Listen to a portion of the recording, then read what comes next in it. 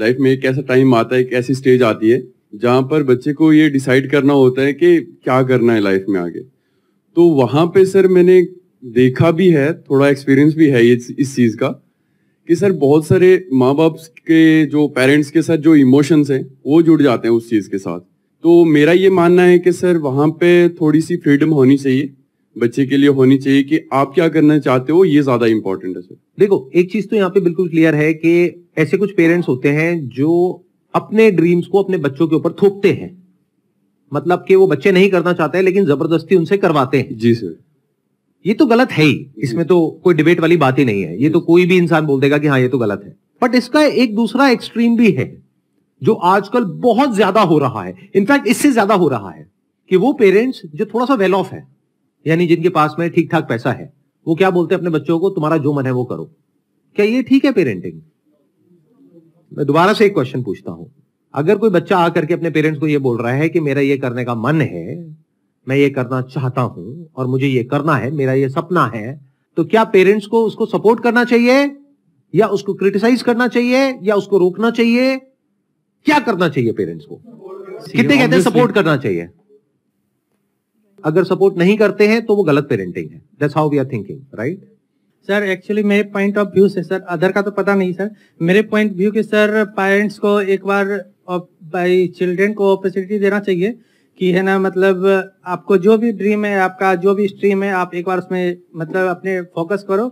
आगे हम हैं आपको सपोर्ट करने के लिए, ताकि बच्चे आगे चल के ये नहीं बोले कि है ना मेरा ये ड्रीम था, आपने मेरे को सपोर्ट नहीं किया। हाँ, आगे पेरेंट्स पे ब्लेम नहीं आए सर। जो आप कह रहे हैं वो ही 99% लोगों की थिंकिंग है आज की डेट में। वो लोग जो पढ़े लिखे हैं या फिर एक वेल ऑफ फैमिली बैकग्राउंड से हैं, सब ऐसा ही सोचते हैं जैसा आप सोच रहे हैं, और इसको सही मानते हैं। मैं इसी को क्वेश्चन करने वाला हूं आज कि क्या ये सही है या गलत है? क्या ये सही पेरेंटिंग है, गलत है? आप कह रहे हैं सही है, यस सर। मैं कह रहा हूं गलत है। अब देखते हैं कि मेरा क्या टेक है। धीरे धीरे हमारा ये थॉट प्रोसेस बनता चला जा रहा है कि बच्चे जो भी करना चाहें उनको करने देना चाहिए, हमें उनको सपोर्ट करना चाहिए। क्योंकि मूवीज में भी हम ऐसे ही देखते हैं कि जो पेरेंट्स रोकते हैं अपने बच्चों को वो करने से जो वो करना चाहते हैं, वो विलेन है, और जो उनको सपोर्ट करते हैं वो अच्छे पेरेंट्स हैं। तो अच्छे बुरे की डेफिनेशन बहुत ही क्लियरली हम सबके माइंड में प्लांट कर दी गई है। अब मैं आपको एक रियल लाइफ एग्जांपल देता हूं।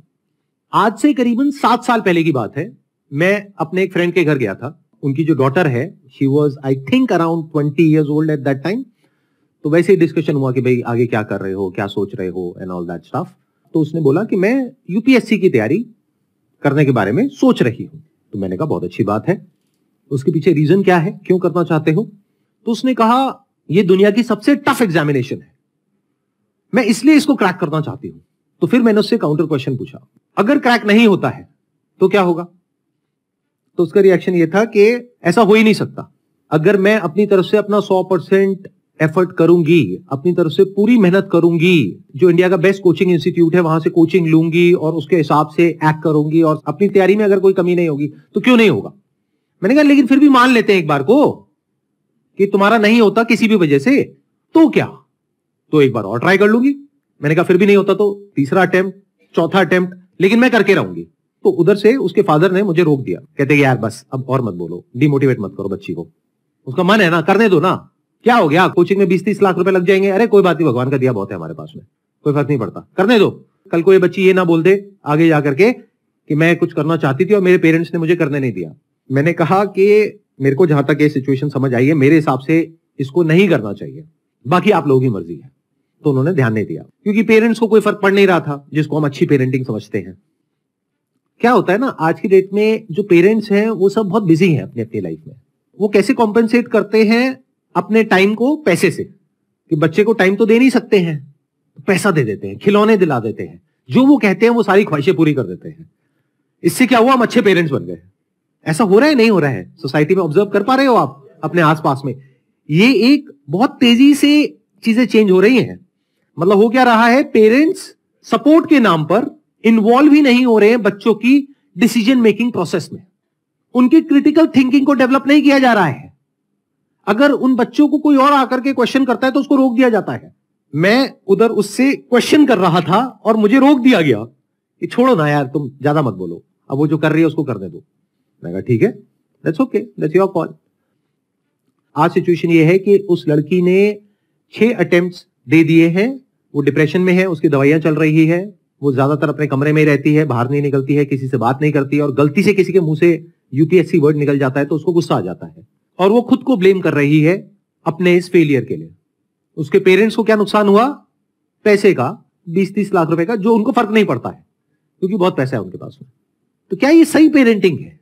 इज इट राइट पेरेंटिंग जैसा हम समझते हैं? You are saying no now, लेकिन द थिंग इज आपको यह भी समझना पड़ेगा क्यों। देखो, 2 एक्सट्रीम्स है। एक एक्सट्रीम है जिसको तो हम बड़े क्लियरली समझ जाते हैं क्योंकि लाइफ को ब्लैक और व्हाइट की तरह देखते हैं, राइट और रॉन्ग की तरह देखते हैं, और बड़े आसानी से अपने माइंड में 2 कंपार्टमेंट बना देते हैं कि ये सही है, ये गलत है। गलत क्या है कि अपने बच्चों को डोमिनेट करना, उनको फोर्स करना, उनके ऊपर प्रेशर क्रिएट करना, उनसे अपने हिसाब से अपने ड्रीम्स पूरे करवाना, ये सब गलत है। यहां तक तो हमको समझ आता है। तो हमने क्या सोचा, इसका ऑपोजिट सही होगा, जबकि एक्सट्रीम में आप कुछ भी करोगे वो गलत है। जैसे फॉर एग्जाम्पल कि आपने कहीं पे पढ़ लिया कि पानी कम पीना गलत होता है, तो इसका मतलब क्या निकाला हमने? पानी बहुत पीना चाहिए। तो क्या ये सही है? ये अगर एक एक्सट्रीम गलत है तो उसका दूसरा एक्सट्रीम भी गलत है। बट उसको समझने के लिए we need to have critical thinking abilities, जो बहुत सारे लोगों के पास में नहीं होती है, क्योंकि उसकी वजह से हमारी ब्रेन के ऊपर लोड आता है। And nobody wants any kind of load और any kind of complexity in life. तो हम चीजों को ओवर सिंप्लीफाई करके देखते हैं और उसी तरह से एक्ट करते हैं। तो अगर ये गलत है जिसकी हम बात कर रहे हैं, यानी अपने बच्चों को डोमिनेट करना, तो अपने बच्चों को पूरी तरह से फ्रीडम दे देना भी गलत है। क्योंकि जो बच्चे हैं उनके सपने पैदा कैसे होते हैं? ये वर्ड्स हम यूज करते हैं, मेरा पैशन है, मेरा इंटरेस्ट है, मेरा ड्रीम है। ये ड्रीम, पैशन, ये आता कहां से है? अरे मार्केटिंग की एक पूरी की पूरी दुनिया है जहां से आपको नॉन स्टॉप कुछ ना कुछ बेचा जा रहा है। कोई ऐसा एग्जामिनेशन जिसको क्रैक करना नेक्स्ट टू इम्पॉसिबल है, उसको इतना ज्यादा ग्लोरीफाई किया जा रहा है दुनिया में, उसके ऊपर वेब सीरीज बन गई है, और आने वाले टाइम में I will not be surprise अगर उसके ऊपर मूवीज भी बन जाए। तो सोशल मीडिया पे आप जहां भी जाओगे इस तरह के लोग आपको दिखेंगे। कौन दिखेंगे? वो जो डिप्रेशन में चले गए, एक भी नहीं दिखेगा। इसको अवेलेबिलिटी बायस बोलते हैं, अगर साइकोलॉजी के पॉइंट ऑफ व्यू से आप समझेंगे तो। यानी जितना डेटा हमारे पास में अवेलेबल होता है उसी के बेस पे हम अपने कंक्लूजन्स ड्रॉ कर लेते हैं और हमारी थिंकिंग उसी हिसाब से चलने लग जाती है। फॉर एग्जाम्पल, एक प्लेन क्रैश कर गया कहीं पर, और अब न्यूज चैनल्स में जहां देख रहे हो वहां पर यही आ रहा है, सोशल मीडिया पे यही आ रहा है, ये प्लेन क्रैश कर गया, इसमें आग लग गई, इतने लोग मर गए। तो उस टाइम पे अगर आप किसी प्लेन में जाकर के बैठोगे तो आपको डर लगेगा, गाड़ी में नहीं लगेगा। जबकि डर लगना चाहिए गाड़ी में, क्योंकि वहां पे उससे 1000 गुना ज्यादा लोग मरते हैं। तो आपके एक्शन चेंज हो गए बेस्ड अपॉन जो डेटा आपको सर्व किया गया उसके अकॉर्डिंग। बट ये कौन समझ सकता है? वो जो मार्केटिंग को समझता है, बाकी लोग नहीं समझ सकते। तो ये चीज मैंने आज से 7 साल पहले ही देख ली थी, जब मैंने उससे क्वेश्चनिंग करनी शुरू करी थी कि एग्जैक्टली ये ड्रीम आ कहां से रहा है उसके माइंड में। एक ऐसा एग्जामिनेशन जिसको क्रैक करना नेक्स्ट टू इम्पॉसिबल है, उसके माइंड में ये थॉट ही कहां से आ रहा है कि मेरा हो जाएगा, और उसका जो अपोजिट थॉट है यानी कि नहीं होगा, जिसकी पॉसिबिलिटी होने से बहुत ज्यादा है, उस थॉट को ही वो एंटरटेन नहीं कर रही है, ना उसके पेरेंट्स एंटरटेन कर रहे हैं। तो ये तो बहुत डेंजरस हो गया। तो उस डेंजर को मैंने तभी देख लिया था। ना उसके पेरेंट्स देख पाए, ना वो खुद देख पाई, क्योंकि जिस इंस्टीट्यूट में वो गई या जहां पर भी उसने देखा, जैसे भी डिसीजन लिया, जहां से भी ये ड्रीम क्रिएट हुआ, वहां पर उसको सिर्फ पॉजिटिव दिखाया गया, नेगेटिविटी की कहीं कोई बात नहीं करी गई।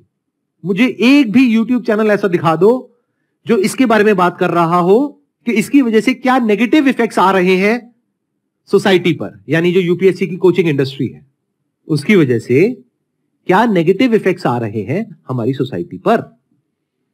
बट जहां पर इन लोगों को एक हाई पेडेस्टल पे बिठाया जा रहा है, इस तरीके से प्रेजेंट किया जा रहा है कि किसी भी बच्चे में ये ड्रीम क्रिएट हो जाएगा कि मेरे को यूपीएससी क्रैक करना है, किसी भी। यानी अगर मैं 25 साल पीछे चला जाऊं तो मेरे अंदर भी क्रिएट हो जाएगा। ऐसी वेब सीरीज देखूंगा तो, या ऐसी मूवीज देखूंगा, या ऐसी बातें सुनूंगा, ऐसे लोगों को देखूंगा। किसको अच्छा नहीं लगता है जो आउटकम है वहां से जो मिलता है? आई एम नॉट श्योर आप लोग समझ पा रहे हो या नहीं समझ पा रहे हो मैं क्या बोल रहा हूं। ये बड़ा अलग है उससे जैसा कि हम सोचते हैं या हम देखते हैं। तो अब सवाल उठता है कि अगर मैं कह रहा हूं ये गलत स्टाइल ऑफ पेरेंटिंग है तो सही क्या है? या फिर अगर मैं अपने फ्रेंड की जगह होता तो मैं क्या करता? मैं अपनी बेटी से लड़ता नहीं, ना उसको रोकता, उससे क्वेश्चंस पूछता, और ऐसे लोगों से उसको मिलवाता जो कि उसको सोचने पर मजबूर करे कि तुम जो कर रहे हो वो क्या कर रहे हो, और इसकी एक दूसरी साइड को भी देखने के लिए उसको फोर्स किया जाता, जिसको नेगेटिविटी नहीं कहते हैं, जिसको डिमोटिवेशन नहीं कहते, जिसको रियलिटी कहते हैं, इसको रियलिटी चेक कहते हैं। तो मैं क्या करता, कुछ भी करके रियलिटी चेक करवा देता, फिर जो मर्जी करो। यानी मान लो कि लाखों लोग एक पर्टिकुलर जगह से छलांग लगा रहे हैं नीचे समुद्र में, उसमें से कुछ लोग जो बच करके साइड तक आ रहे हैं उनको हीरो बनाया जा रहा है, बाकी के जो डूब गए मर गए उनका कोई अता पता ही नहीं है। तो मैं क्या करता, किसी भी तरीके से नीचे जाता समुद्र की गहराइयों में और फिर उसको दिखाता, देखो कितनी लाशें पड़ी हैं यहां पर, बाहर जो 10 लोग दिख रहे हैं सिर्फ वो नहीं है, इन लाखों कंकालों को भी देखो। अब बोलो अगर करना है तो करो। If you are okay with this also, because you could be next here, and if you are okay with that then do it, कोई दिक्कत नहीं है। मैं स्ट्रांगली आप लोगों को रिकमेंड करूंगा कि अपने करियर को चूज करने से पहले साइकोलॉजी के बारे में थोड़ा सा पढ़ो। अगर ज्यादा नहीं पढ़ सकते हो, एटलीस्ट ह्यूमन बायसेस के बारे में पढ़ लो। इन बायसेस को मार्केटिंग एक्सपर्ट समझते हैं और उसको एक्सप्लॉइट करते हैं लोगों को बेवकूफ बनाने के लिए। मतलब इन बायसेस को पढ़ने के 2 तरीके हो सकते हैं। एक है आप पढ़ो और समझो कि 99.99% लोग कहां फंसने वाले हैं, और इन बायसेस को यूज करो, किसी को भी फंसा दोगे आप।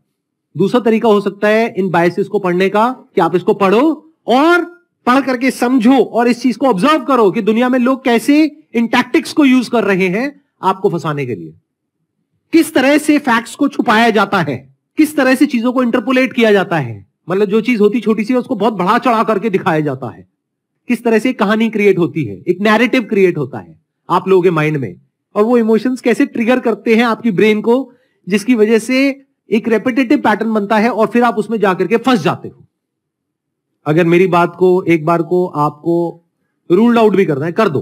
मुझे पता है जब भी वीडियो अपलोड होगी तो बहुत सारे लोग कहेंगे नहीं नहीं सर क्या बोल रहे हो, हम तो आए थे आपकी वीडियो देखने के लिए कि भाई मोटिवेट हो जाएंगे यहां से यूपीएससी को क्रैक करने के लिए, ये क्या बातें कर रहे हो सर। मैं क्या कह रहा हूं, मेरी बातों को छोड़ दो। अरे भाई एक बार पढ़ लो ना साइकोलॉजी में कि कितने तरह के बायसेस होते हैं, और देखो जो मैं कह रहा हूं वो सच है झूठ है, अपने आप वेरीफाई करो मेरे कहने से क्या होता है। देखो जो पूरी की पूरी कोचिंग इंडस्ट्री है वो कैसे उन सारे बायसेस को यूज कर रही है आपको कंट्रोल करने के लिए। तो अगर मैं कह रहा हूं कि ये पेरेंटिंग करने का जो स्टाइल है वो गलत है, तो सही क्या है? सही ये है कि अपने बच्चों को हमेशा क्वेश्चंस पूछने के लिए एंटरटेन किया जाए बचपन से ही। यानी बच्चा ऐसा होना चाहिए जिसमें दम हो किसी भी थॉट प्रोसेस को क्वेश्चन करने का, चाहे वो कितनी भी पुरानी क्यों ना हो, कितनी भी स्ट्रांग क्यों ना हो। मतलब कि वो जो बच्चा है अगर वो क्रिटिकली सोच पा रहा है, हर एक सिचुएशन की हर एक साइड को देख पा रहा है और एक वेल इन्फॉर्म्ड डिसीजन ले पा रहा है रियलिटी के बेस पे, यानी अगर वो रियलिटी तक पहुंच पा रहा है फिर डिसीजन ले रहा है, दैट इज गुड पेरेंटिंग।